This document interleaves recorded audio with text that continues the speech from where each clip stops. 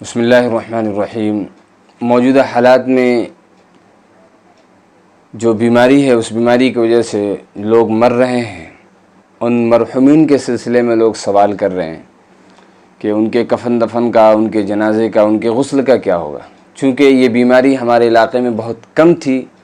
لیکن اب یہ بیماری بہت تیزی کے ساتھ بڑھتے جا رہی ہے، جس کی وجہ سے روزانہ شام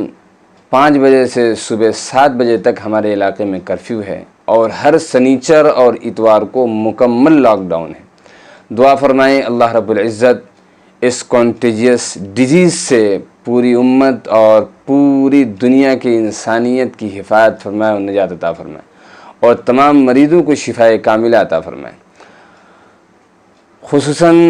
ہمارے شہر ڈبروگڑھ اور شہر تنسکیا کے اندر اس بیماری سے جو ڈیتھ کے کیسز تھے وہ نہیں تھے، لیکن اب یہ کیس آ رہے ہیں تو لوگ یہ سوالات کر رہے ہیں کہ ان کے غسل کا، کفن دفن کا، ان کے جنازے کا کیا ہوگا۔ تو سب سے پہلی تو بات یہ ہے کہ جو آدمی مرتا ہے ان کے لواحقین پر، ان کے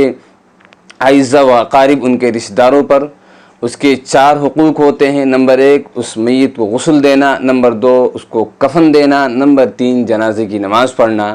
اور نمبر 4 اس کو دفنانا۔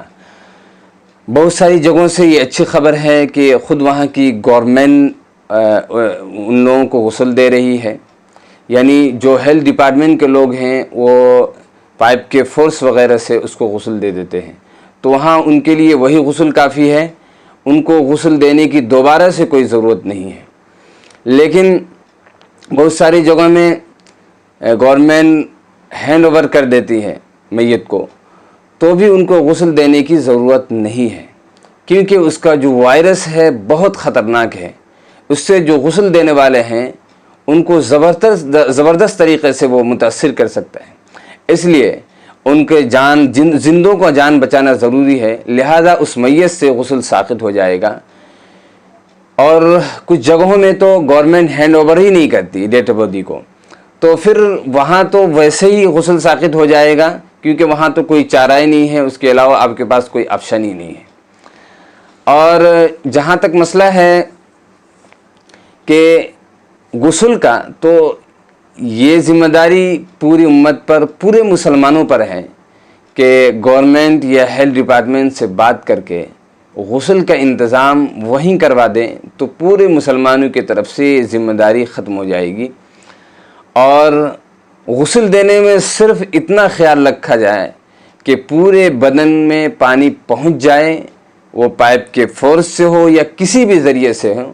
اور اس کام کو وہ لوگ جو ہیلتھ ڈپارٹمنٹ کے لوگ ہیں، جو کٹس پہنے رہتے ہیں، سیفٹی کٹ جو ہے، تو وہ لوگ اس کام کو کر سکتے ہیں۔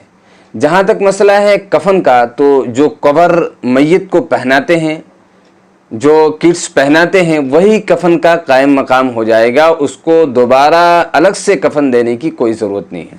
اب رہ گیا مسئلہ جنازے کی نماز کا، تو جس تابوت میں، جس باکس میں میت کو رکھتے ہیں، اس کو بھی سامنے رکھ کر اگر 2-4 لوگ جنازے کی نماز پڑھ لیں، پھر بھی جنازے کی نماز ہو جائے گی۔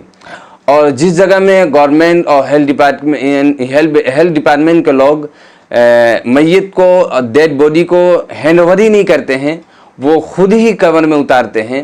تو ایسی مجبوری کی صورت میں اللہ کے رسول جناب محمد رسول اللہ صلی اللہ علیہ وسلم سے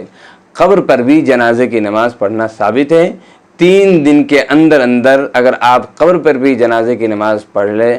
تو بھی جنازے کی نماز ادا ہو جائے گی۔ واللہ اعلم۔ السلام علیکم ورحمۃ اللہ۔